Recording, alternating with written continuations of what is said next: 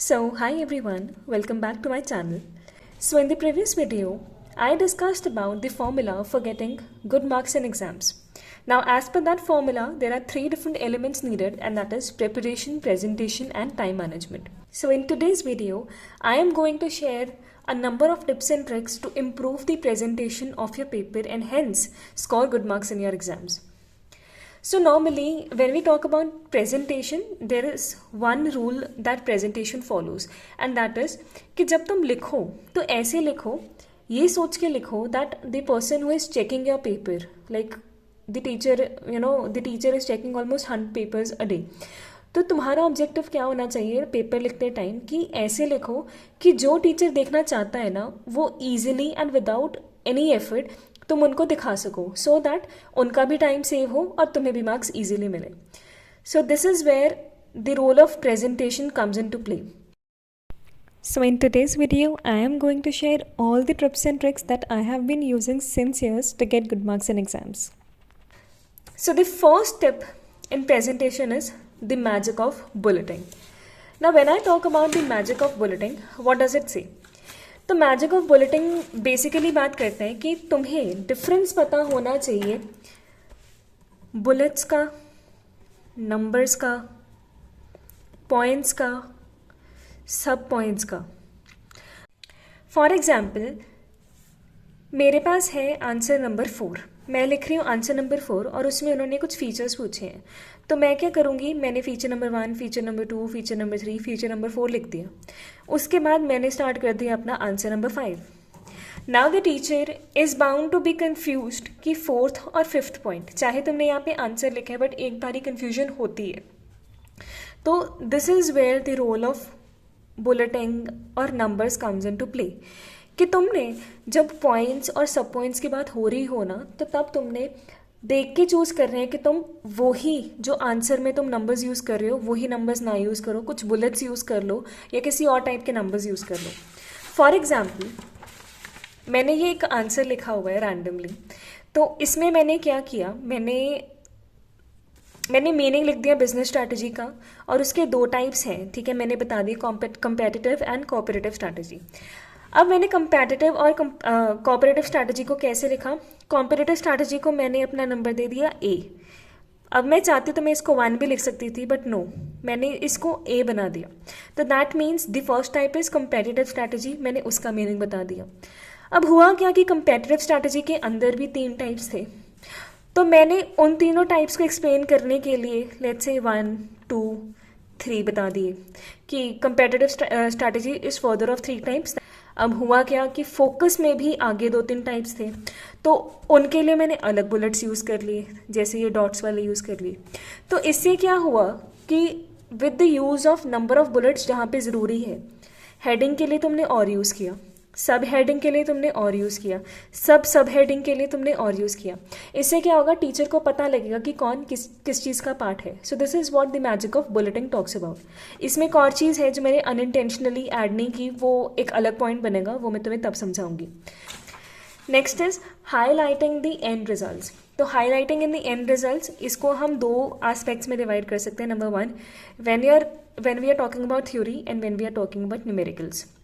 So when we are talking about theory, तो theory में जो भी चीज़ें, अब जैसे प्रिपरेशन के टाइम मैंने तुम्हें बोला था कि कीवर्ड्स को हाईलाइट कर लो या अंडरलाइन कर लो ताकि तुम्हें सबसे पहले वो दिखे और तुम्हारा टाइम वेस्ट ना हो. यही चीज़ प्रेजेंटेशन के टाइम पे भी होती है कि तुमने वो चीज़ें पहले ही हाईलाइट कर देनी है टीचर के लिए कि उनको पढ़ने की ज़रूरत ही ना पड़े, उनको वो चीज़ पहले ही दिख जाए. फॉर एग्ज़ाम्पल बिजनेस स्ट्रैटेजी की मीनिंग में मैं अगर कंपेटिटिव पोजीशन को अंडरलाइन कर दूं तो टीचर को पता है कि strategy is related to competitive position. तो मैंने इसको ये अंडरलाइन कर दिया, मतलब सिर्फ नीचे अंडरलाइन करना है, एक लाइन. ठीक है, कंपेटिटिव स्ट्रैटेजी के अंदर मैंने बात करी breadth of companies target market की. तो कंपनी को, तो टीचर को पता लग गया कि competitive strategy is related to the breadth of companies target market. तो this is what highlighting end result is कि जो भी तुम्हारा इंपॉर्टेंट पॉइंट होता है या इंपॉर्टेंट वर्ड होता है, चाहे वो कोई ईयर है, चाहे वो कोई डेट है, चाहे कोई वो मीनिंग का कीवर्ड है, उसको अंडरलाइन कर लो. But the only thing is तुमने बहुत ज़्यादा अंडरलाइन नहीं करना. ऐसे ना हो कि तुम ये भी अंडरलाइन कर लो, ये भी कर लो, ये भी कर लो, इट विल लुक मेसी. तो सिर्फ वही चीज़ें अंडरलाइन करो जो नीडेड है. उसके अलावा जब न्यूमेरिकल्स की बात आती है तो तुमने सारा क्वेश्चन सॉल्व कर लिया, जो एंड में तुम आंसर लिखते हो ना, तो आंसर लेट से आया 479.3, तो इसको हमेशा ऐसे बॉक्स में डाल लो या फिर एंड में लिख लो the current ratio in case of XYZ limited company is 3:1। ठीक है, तो तुमने एंड में लिख दिया और नीचे उसको अंडरलाइन कर दो। So this is what highlighting the end result is all about. उसके बाद है between the words, that is the third trick. Explain, describe, critically explain, do you agree. मतलब कि तुमने क्वेश्चन को हर बारी कोशिश करनी है कि 1 से 2 बारी पढ़ो, ताकि तुम्हें पता लगे क्या वो एक्सप्लेन करने को बोल रहे हैं या फिर वो क्रिटिकली एक्सप्लेन करने को बोल रहे हैं। एक्सप्लेन का तो मतलब हो गया तुमने सिंपल एक्सप्लेन कर दिया, but when we talk about critically explain, हमेशा क्रिटिकली एक्सप्लेन में तुम्हें क्रिटिसिज्म एंड में एक्सप्लेन करनी पड़ेगी। So this is what between the words is all about, that you have to consider कि उन्होंने पूछा क्या है। डिस्क्राइब है मतलब तुमने शॉर्ट में बताना है, एक्सप्लेन है मतलब तुमने डिटेल में बताना है। डू यू एग्री, अब तुमसे वो ओपिनियन पूछ रहे हैं, डू यू एग्री, तो तुम हमेशा स्टार्टिंग फर्स्ट लाइन से कैसे करोगे, yes I agree with this statement जो भी है, या फिर no I do not agree with this statement dash dash because. तब तुम ऐसे स्टार्ट करोगे। बच्चे क्या करते हैं, डू यू एग्री वाले क्वेश्चन में जो भी उन्होंने रिलेटेड चीज़ पूछी होता है ना, अपना आंसर लिखने लग जाते हैं। But you are suppose to first tell that are you agreeing with them और नॉट। और डू यू एग्री वाले क्वेश्चन में एंड में भी तुम लिखोगे, hence this is the reason why I do not agree with this statement.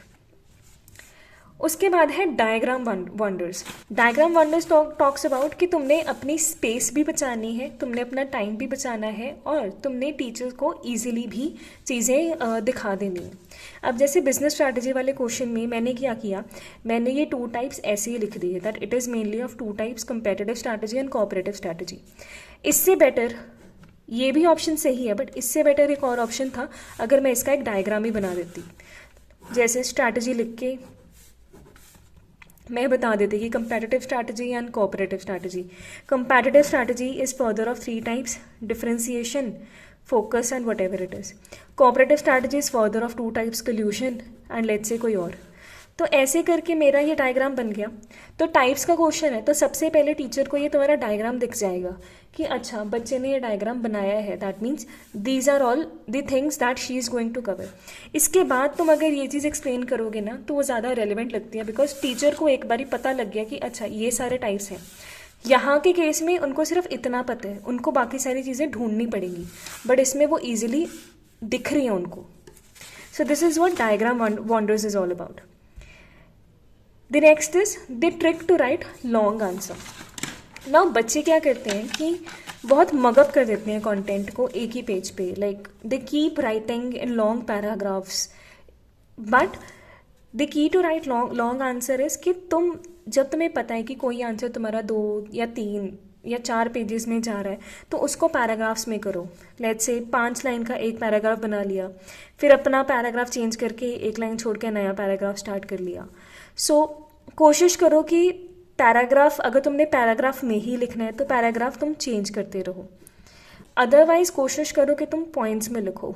जो भी तुम्हारा पैराग्राफ है उसको पॉइंट्स में कन्वर्ट कर दो और सिर्फ मेन पॉइंट्स लिखो जिसमें वो मतलब कि जो भी तुम्हारा वो आंसर है वो रिवील कर रहे हैं। पॉइंट से क्या होगा, तुम्हारी स्पेस भी बचेगी, तुम्हारा टाइम भी बचेगा, एज वेल एज वो ज़्यादा नीट एंड रेलिवेंट लगता है इन केस ऑफ पैराग्राफ। तो अगर बहुत लंबे आंसर्स हैं तो बड़े बड़े पैराग्राफ 10-10, 12-12 लाइन्स के मत लिखो, either keep changing the paragraphs और better start writing in points. Next is let the answers have their space. Now let the answers have their space means, for example, यहाँ पे फर्स्ट क्वेश्चन लिखा तुमने short, यहाँ पे second लिखा short, यहाँ पे थर्ड लिखा, यहाँ पे फोर्थ लिखा, ठीक है।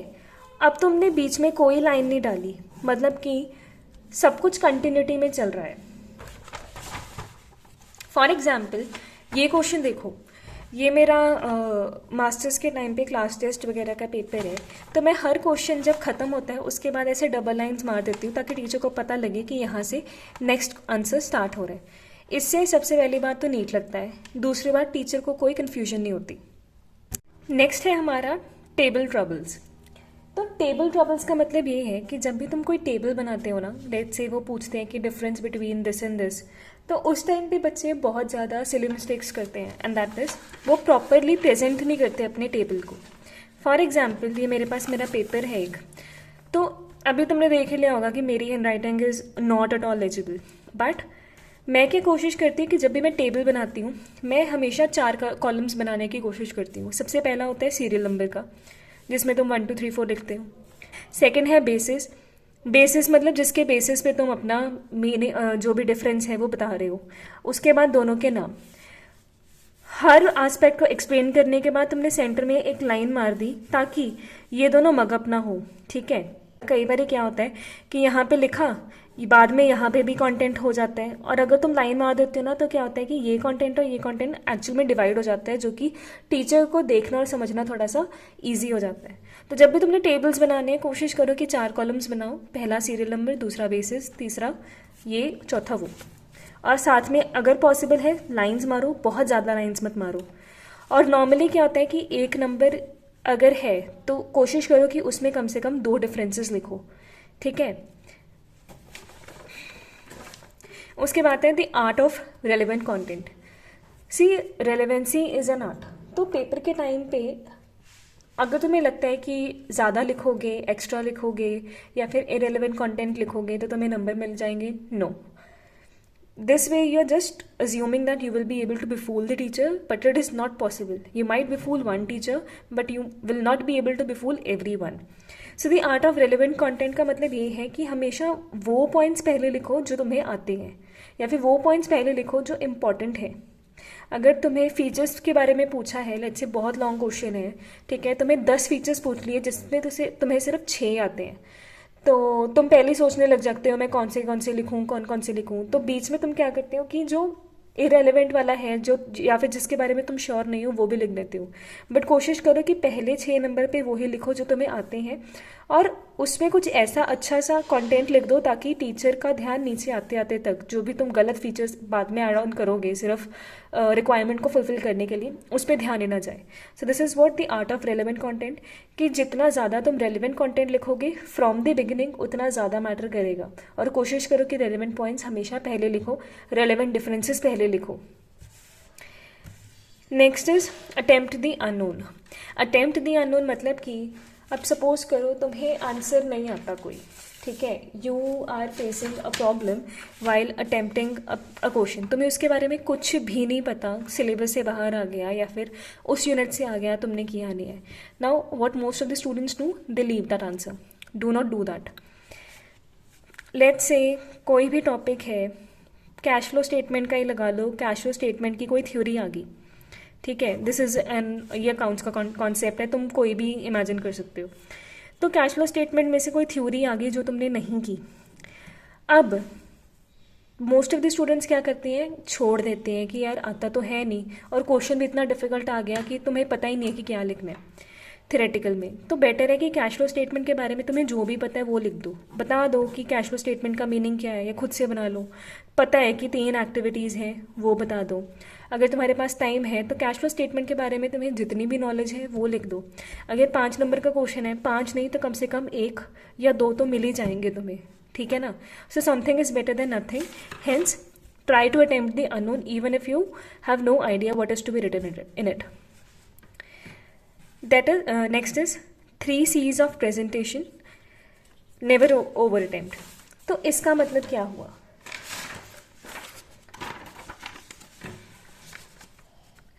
so the 3 C's of presentation talks about crisp, clear and concise। Clear का मतलब क्या हुआ कि जो भी तुमने लिखा है उसका मीनिंग क्लियर हो, सामने वाला जब पढ़े तो उसको इमेजिन कर पाए कि तुमने लिखा क्या है। क्रिस्प का मतलब ये हो कि रेलेवेंट चीज़ हो, कोई भी इरेलीवेंट ना हो। अगर वो simple straight to the top facts हों, ठीक है, या फिर जिसके बारे में पूछा है सिर्फ उसी के बारे में हो। फॉर एग्जाम्पल उन्होंने फीचर्स पूछे हैं, तुमने फीचर्स की जगह पे वो तो लिखे हैं, साथ में सोचा कि चल मैं एडवांटेजेस भी लिख देती हूँ, मैं डिसएडवांटेजेस भी लिख देती हूँ। No, if they have asked for features, strictly adhere to the features. Next is concise. ज़्यादा लिखना is not the solution, but कम अमाउंट में ज़्यादा लिखना है। ठीक है, तो कोशिश करो कि जितना क्लैरिटी से तुम लिखो, जितना शॉर्ट में लिखो और जितना रेलिवेंट कंटेंट लिखो उतना बेटर है। And that is the reason why do not over attempt. अगर किसी में 300 वर्ड्स की लिमिट है, फॉर एग्जांपल इंग्लिश के पेपर में अगर 300 वर्ड्स की लिमिट है तो स्ट्रिक्टली फॉलो टू 300 वर्ड्स। 300 का वर्ड्स का मतलब ये नहीं कि सिर्फ 300 मतलब तुमने ऐसे काउंट करने लग जाना है। हमेशा इंग्लिश के पेपर से पहले एक आइडिया बना के रखो कि 50 वर्ड्स ऑलमोस्ट कितना पेज लेंगे, 100 वर्ड्स कितना पेज लेंगे, 150 कितना लेंगे। 300 वर्ड्स हैं तो मैं नॉर्मली रेंज कर सकती हूँ 280 से 320 के बीच में। ठीक है, so always keep these things in mind. Next is intricacies of diagrams and numbers. ना intricacies of diagrams and number is, कोई भी डायग्राम है तो इकोनॉमिक्स में डायग्राम्स बनाते हो, what does students do, let's say ये इंडिफरेंस कर्व का है डायग्राम, बना के छोड़ देंगे, बता देंगे कि ये इंडिफरेंस कर्व है, but they do not tell कि ये ओरिजिन है, ये एक्स एक्सिस है, ये वाई एक्सिस है, ये गुड 1 है, ये गुड 2 है। ठीक है, दे विल नॉट टेल, और ना ही नीचे लिखेंगे कि this is the diagram of indifference curve. So this is what the intricacies of diagrams is, कि तुमने जब डायग्राम बनाना है तुम उसमें एक्सिस लिखो, तुम ओरिजिन के बारे में बताओ, तुम एक्स एक्सिस पे क्या है वो बताओ, तुम वाई एक्सिस के बारे में बताओ, तुम टेबल की डायग्राम की हेडिंग दो। और अगर मैं नंबर्स की बात करूँ तो नंबर्स में अगर तुम्हारा कोई आंसर केजीज़ में है तो साथ में लिखो कि 100 केजीज़, अगर तुम्हारा रुपीज़ में है तो तुम रुपीज़ लिखो, अगर क्विंटल्स में है तुम क्विंटल्स लिखो। So this is what diagram the intricacies of diagrams and number is all about. अगर तुम ये एक्सिस नहीं लिखते, ये ओरिजिन नहीं लिखते, ये रुपीज़ या फिर यूनिट्स ऑफ मेजरमेंट नहीं लिखते, you are bound to lose your half marks in each question you do this. कुछ टीचर्स इतने स्ट्रिक्ट होते हैं कि वो 1 नंबर भी काट लेते हैं, तो कोशिश करो कि हमेशा इन चीज़ों पे ध्यान दो। Next is sequencing is a blessing. So sequencing is indeed a blessing. तो तुम्हारे अगर 2 पार्ट्स हैं, पार्ट ए पार्ट बी, तो पार्ट ए और पार्ट बी का let's say sequence A B या बी ए हो सकता है, समझ में आता है। अगर तुम्हारे 3 सेक्शन है तो ए बी सी ए या फिर सी बी ए हो सकता है। ठीक है, बट इन पार्ट्स के बीच में जो क्वेश्चंस है 1 2 3 4 5, ठीक है, ये तुम सीक्वेंस में करो। अब सपोज करो पार्ट ए में मैंने फर्स्ट क्वेश्चन कर लिया, सेकंड क्वेश्चन कर लिया, थर्ड नहीं मेरे को आता, तो मैं क्या करूँगी, फर्स्ट लिख दिया, सेकंड लिख दिया, फिर फोर्थ स्टार्ट कर दिया, फिर मैंने फिफ्थ नहीं की, फिफ्थ मेरे को आता नहीं है तो मैंने फिफ्थ भी छोड़ दिया और यहाँ पे पार्ट बी शुरू कर दिया। This is wrong. और पार्ट बी ख़त्म होने के बाद तुम फिर से हेडिंग बना रहे हो पार्ट बी की, पार्ट ए की, और उसमें तुम थर्ड और फिफ्थ क्वेश्चन अटैम्प्ट कर रहे हो, तो इसमें टीचर का बहुत टाइम वेस्ट होता है और टीचर इरिटेट भी हो जाते हैं। तो अगर तुम्हें कोई क्वेश्चन नहीं आता तो पार्ट ए फर्स्ट क्वेश्चन अटैम्प्ट किया, सेकेंड किया, थर्ड के लिए जगह छोड़ दो आइडिया से। अगर थ्योरेटिकल क्वेश्चन है, तुम्हें लगता है कि तुम उसमें लेट्स से 2 पेज का कंटेंट लिख पाओगे तो 2 पेज छोड़ दो। अगर कोई न्यूमेरिकल है, अगर तुम्हें लगता है कि तुक्का लगा के तुम उसमें 1 पेज भर पाओगे तो 1 पेज छोड़ दो। तो जगह छोड़ दो, फोर्थ अटैम्प्ट कर लो, फिफ्थ के लिए फिर जगह छोड़ दो, फिर अपना पार्ट बी शुरू कर लो। जब सब कुछ हो जाएगा तब इन पे फोकस करना, बट कोशिश करो कि तुम सीक्वेंस में करो, ताकि टीचर को आदत होती है आंसर्स को लाइन वाइज देखने की। तो जब ये आंसर्स हट जाते हैं ना, तो they are bound to get confused and you will be bound to get to lose your marks. Then is short forms are a no with the increased use of Instagram and every other social networking site, we have started using WhatsApp or short forms in our exam papers as well. But to be honest, with each short form you will be using unnecessary short form I am talking about. ठीक है, for example you को you लिख दिया, ठीक है, और जो भी चीज़ें हैं, आर को आर लिख दिया, ठीक है। तो don't do these mistakes because you are bound to lose your marks. Next is black and blue. इस पर मैंने रेड कलर का स्टार बना दिया। बेसिकली इसका मतलब यही है कि अगर तो तुम्हारे स्कूल या कॉलेज में 2 पेन्स अलाउड है, मतलब ब्लैक और ब्लू दोनों अलाउड है, तो कोशिश करो कि जो भी हेडिंग्स हैं वो ब्लैक से लिखो, जो भी कंटेंट है वो ब्लू से लिखो, हेडिंग्स या फिर जो सब हेडिंग्स हैं, और जो अंडरलाइनिंग है वो ब्लैक से करो और कंटेंट ब्लू से लिखो। Only if it is allowed. अगर तुम्हारे पेपर तुम्हारे स्कूल में या कॉलेज में या बोर्ड में ये रूल है कि सिर्फ ब्लू से लिखना है, तो do not do this mistake कि तुम 2 पेन लेके जाओ। सो कीप इन माइंड कि तुम्हारे स्कूल कॉलेज में क्या रूल है, उसके अकॉर्डिंग तुम देखो कि ब्लैक अलाउड है साथ में कि नहीं allowed. Then it is avoid scribbling. मेरे से ये गलती होगी, मैंने कंटेंट लिखना था, मैंने सिर्फ लिख दिया लेट्स से कंटेंटमेंट। ठीक है, मैं अभी 2 बच्चे हैं, 2 तरीके हैं। कुछ बच्चे ऐसे ऐसे कॉन्टिन्यूसली करते जाएंगे, कुछ बच्चे सिर्फ इसको ऐसे लाइन मार देंगे, which is better this one.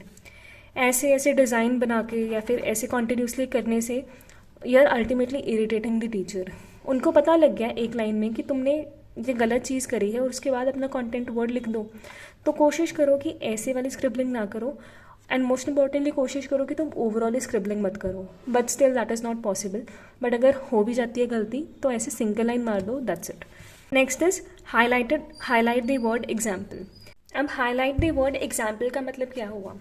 अब जिन क्वेश्चंस में तुम्हें पता है कि तुम्हें एग्जाम्पल्स आते हैं, फॉर एग्जाम्पल अगर तुम कॉमर्स बैकग्राउंड से हो तो बिजनेस स्टडीज़, तो बिजनेस स्टडीज़ के टाइम पे अगर तुम्हें कोई बड़ा क्वेश्चन है, ठीक है ना, अगर तुम्हें हर एक पॉइंट का एग्जाम्पल आता है, तो रादर देन राइटिंग जैसे तुमने एक्सप्लेन किया उसके बाद लिख दिया फॉर एग्जाम्पल और तुमने एग्जाम्पल स्टार्ट कर दिया, इसकी जगह पे इट्स बेटर कि तुम अलग से हेडिंग बना लो एग्जाम्पल की, उसको अंडरलाइन कर दो और नीचे एग्जाम्पल बता दो। उसके बाद है 18 डेफिनेशन। तो डेफिनेशन का मतलब क्या है? कई बारी ऐसे होते हैं कि फॉर एग्ज़ाम्पल इकोनॉमिक्स हो गया सब्जेक्ट, ठीक है, या फिर सोशल साइंस कह लो, या फिर कोई केमिस्ट्री का कोई लॉ है, या फिर कोई बायोलॉजी में कुछ है, तो जो बहुत ही ज़्यादा इंपॉर्टेंट क्वेश्चंस है ना, या फिर कोई लॉज वगैरह है, उसमें अगर तुमसे कुछ पॉसिबल है तो एक आधी डेफिनेशन याद करके जाओ, ताकि जब तुम लिखो तो डेफिनेशन लिख दो। लेट्स से ये कंटेंट है मेरा, मैंने स्टार्ट कर दिया, यहाँ पे एंड हुआ और उस पर मैंने साइड पे लिख दिया बाय रॉबर्ट एल मार्विन, मैंने ये रैंडमली नाम बनाया। तो ये इन्वर्टेड कॉमर्स देख के टीचर को पता होगा कि इसने ये डेफिनेशन रखी हुई है। Next is answering questions about laws. इसका मतलब क्या हुआ? तो मैंने तुम्हें पहले ही बताया कि बायोलॉजी होगी, केमिस्ट्री होगी, इकोनॉमिक्स में बहुत सारे लॉज होते हैं। फॉर एग्जांपल मैं इकोनॉमिक्स का लॉ लेती हूँ, बट ये एप्लीकेबल सबके लिए होएगा, ये sequence. So let's say law of variable proportions, ये एक माइक्रो इकोनॉमिक्स का कॉन्सेप्ट है। तो नॉर्मली जब भी ये लॉ वाले क्वेश्चंस होते हैं ना, जिसमें वो पूछते हैं कि ये वाला लॉ बताओ, और ये नॉर्मली ज़्यादा वेटेज में आते हैं, तो इनका भी ना एक सीक्वेंस होता है, ठीक है, कोई स्टैंडर्ड सीक्वेंस नहीं है, बट ये अच्छा माना जाता है कि लाइक पढ़ने वाले को ना समझ में आता है कि तुमने क्या लिखे। सबसे पहले तो मीनिंग लिख दो जो भी लॉ है, उसके बाद अगर तुम्हें उसकी डेफिनेशन आती है तो वो लिख दो, नहीं आती तो कोई बात नहीं, इतना कोई टेंशन लेने वाली बात नहीं है। तीसरा, तुम अजम्पशंस बता दो उस लॉ की अगर है कोई, ठीक है। अजम्पशंस बनाने के बाद नॉर्मली टेबल वगैरह अगर है कोई तो टेबल बना दो। टेबल बनाने के बाद टेबल को एक्सप्लेन कर दो कि ये टेबल किस बारे में है, 1-2 लाइन में, नथिंग मच। टेबल एक्सप्लेन करने के बाद तुम डायग्राम बना दो जो भी है, मतलब टेबल और टेबल एक्सप्लेन एक ही है। अब टेबल को यूज़ करके ही तुम डायग्राम बनाओगे तो डायग्राम बना दो। डायग्राम बनाने के बाद तुम डायग्राम को एक्सप्लेन कर दो कि तुमने एक्चुअल में डायग्राम और टेबल में करा क्या है। एक्सप्लेन करने के बाद अगर तो उन्होंने क्रिटिसिज्म पूछी है तो क्रिटिसिज्म बता दो लॉ की, अगर नहीं पूछे तो मिस कर दो, और एंड में सबसे इम्पॉर्टेंट कंक्लूजन लिख दो कि दिस इज़ द कंक्लूजन। ये मेरा अगेन मास्टर्स का एक नॉर्मल क्लास टेस्ट है, तो ये ही टॉपिक था coincidentally, law of variable proportions. मैंने क्या किया, मैंने मीनिंग लिखा, ठीक है, उसके बाद मैंने अजम्पशंस लिख दी। मेरे को डेफिनेशन उस टाइम पे नहीं आती थी, मैंने छोड़ दी, अजम्पशंस लिखी। अब तुमने, हाँ, एक चीज़ और, यहाँ पे तुमने देखा होगा कि मैं नॉर्मली क्या करती हूँ, पॉइंट लिखती हूँ, पॉइंट के बाद नॉर्मली जहाँ पे ख़त्म होती है वर्ड, उससे 1-2 वर्ड पीछे ही अपना वो यूज़ करती हूँ। इससे फ़ायदा क्या मिल रहा है मुझे, जो ये स्पेस छोड़ी हुई है ना मैंने, इससे पेपर थोड़ा सा खुला खुला लगता है, मतलब थोड़ा सा ज़्यादा स्पेशियस लगता है पेपर, तो मैं हमेशा ऐसे ही करती हूँ। तो मैंने अजम्पशंस लिख दी। अजम्पशंस लिखने के बाद मैंने टेबल बना दिया, ये फ्लूट को इग्नोर कर दो, थोड़ा सा हो गया था। उसके बाद मैंने एक्सप्लेन कर दिया, ठीक है, उस टेबल को।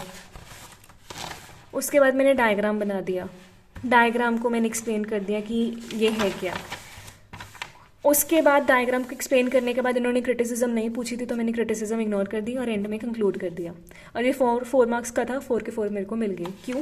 बिकॉज जो भी टीचर को चाहिए था मैंने सबकी हेडिंग्स बना के उनको बता दिया that what this law is all about. Then it is margins only required in a limit. तो नॉर्मली पेपर है ये, ठीक है, एक साइड तो मार्जिन होती है, तो दूसरी साइड सिर्फ इतनी की मार्जिन बनाओ, ज़्यादा नहीं। लेट्स से पौना या 1 इंच बनाओ, इससे ज़्यादा नहीं। अगर तुम्हारा न्यूमेरिकल पेपर है कोई, जैसे मैथ्स है, अकाउंटेंसी है, तो थोड़ा सा इसको ब्रॉड कर दो, ताकि इस साइड तुम्हारी जो है वो स्पेस सॉल्व करने में या फिर रफ वर्क करने में यूटिलाइज हो जाए। Next is try answering on new pages. तो try answering on new pages का मतलब ये हुआ कि फॉर एग्जाम्पल पार्ट ए है, ठीक है ना, इसमें क्वेश्चन है, फर्स्ट क्वेश्चन है, सारा तुमने पेज यूज़ कर लिया, एंड में सिर्फ 3 लाइन्स बची हैं, ठीक है, बट नेक्स्ट क्वेश्चन भी प्रॉपर फुल फ्लेज क्वेश्चन है, बड़ा। तो instead of using last 2 lines, 1 line तुम वैसे भी छोड़ोगे, 1 या 2 लाइन्स आंसर से पहले, तो अपना 1 लाइन यहाँ पे मतलब स्टार्ट, अपना जो नया क्वेश्चन है इस 1 लाइन में स्टार्ट करने की बजाय न्यू पेज पे स्टार्ट कर लो। सेकेंड क्वेश्चन स्टार्ट करो न्यू पेज पे, ताकि एक केओस ना मच जाए। दूसरी बात, अगर क्वेश्चन सेक्शंस में है तो हमेशा सेक्शन या फिर पार्ट, जब भी कोई नया पार्ट शुरू करना है, पार्ट ए, पार्ट बी या नया सेक्शन शुरू करना है, वो हमेशा नए पेज पे करो। पार्ट ए नए पेज पे शुरू करना है, पार्ट बी भी नए पेज पे शुरू करना है, पार्ट सी भी नए पेज पे शुरू करना है। This way your paper will look much more spacious and much more better than others. उसके बाद है आंसरिंग एमसीक्यूज़। अभी आंसरिंग एमसीक्यूज़ में ऐसे है कि ये स्टेटमेंट दे दी इन्होंने, ऑप्शन दे दिए A B C D. Normally बच्चे क्या करते हैं कि आंसर लिख दिया, आंसर नंबर 1 सिंपल बता दिया B. This is wrong. Normal rule क्या कहते हैं कि आंसर नंबर 1, उसके बाद तुम लिखो ऑप्शन बी, और बी का जो भी तुम्हारा मीनिंग है, लेट्स से ऑप्शन बी है बिजनेस स्ट्रैटेजी, तो ऐसे करके लिखो तो बेटर है। बोर्ड ऑप्शन नहीं लिखना, मत लिखो, बट बी और उसके बाद जो ऑप्शन का नाम है वो भी लिखो, ताकि टीचर को कोई कन्फ्यूजन ही ना हो, उसको आंसर याद होता है तो वो देख के ही समझ जाए कि तुमने ये आंसर किया है। उसके बाद है हेडिंग्स, आंसर्स, न्यूमेरिकल्स। ये वाली बात है तुम्हारी in the case of content. For example, कोई भी आंसर पैराग्राफ में था, तुमने उसको पॉइंट्स में कन्वर्ट कर लिया, ठीक है। अब तुमने पॉइंट्स, एक तो होता है कि सिंपल 2-4 पॉइंट्स बना के सीधे कंटेंट शुरू कर दिया, बट इजंट इट बेटर कि अगर इस पॉइंट का तुम मेजर क्रक्स दे के साथ में एक छोटी सी हेडिंग साथ में लिख दो कि ये पॉइंट इसके बारे में है, तो टीचर क्या करेगा, टीचर ये सारा पॉइंट रीड करने के बजाय तुम्हारी इस छोटी सी सब हेडिंग पे ध्यान दे देगा। तो ये है in the case of theory paper. अगर मैं न्यूमेरिकल्स की बात करूँ तो फॉर एग्जाम्पल अकाउंट सब्जेक्ट है, अगर अकाउंट्स में तुम्हारी बैलेंस शीट है तो बच्चे क्या करते हैं, डायरेक्टली बैलेंस शीट बनानी शुरू कर देते हैं। बट इट्स इंपॉर्टेंट कि तुम पहले लिखो balance sheet as on this, ऊपर लिखो cash flow statement as on, उसके बाद अपना फॉर्मेट स्टार्ट करो। तो अगर तुम ये हेडिंग्स नहीं लिखोगे तो तुम्हारे नंबर ज़रूर कटेंगे। Lastly it is do not decorate. So when I talk about presentation is not about using colored pens or doing all sort of things, but presentation is all about keeping your content decent, relevant, spacious, crisp and clear. ठीक है, जितना decently तुम लिखोगे, जितना relevant content लिखोगे, जितना तुम right space में लिखोगे। स्पेशियस का मतलब ये नहीं है कि तुम एक पेज पे 2-2 लाइन नहीं लिखो। स्पेशियस मीन्स कि जितनी स्पेस रिक्वायर्ड है हर आंसर के टाइम पे, ठीक है, उतनी ही स्पेस दो। क्रिस्प, जो देखने वाली चीज़ें सिर्फ वो लिखो, ओवर कुछ भी मगअप मत करो। क्लियर मतलब समझ में आ जाए that what you are writing about. Even though your handwriting is not clear, but कोशिश करो कि थोड़ा सा स्लो लिख के एटलीस्ट एक डिसेंट क्लैरिटी पे आ जाए। So this was all about the various ways in which you are going to present in your exams. In the next video, I am going to cover the third and the last element, that is time management. So this was all. I hope you liked this video, and if you liked it, please don't forget to hit the like button as well as comment down your opinion, your suggestions regarding any new video, whether it is from commerce background या फिर ऐसा ही कोई topic जैसे अभी मैंने random उठा लिया, ठीक है. Also share it with your friends so that they also get to know the art of presenting in a paper or preparing for an exam. Most importantly, don't forget to subscribe this channel so that you don't miss out on any important announcement. Thank you so much. Have a good day. Happy learning.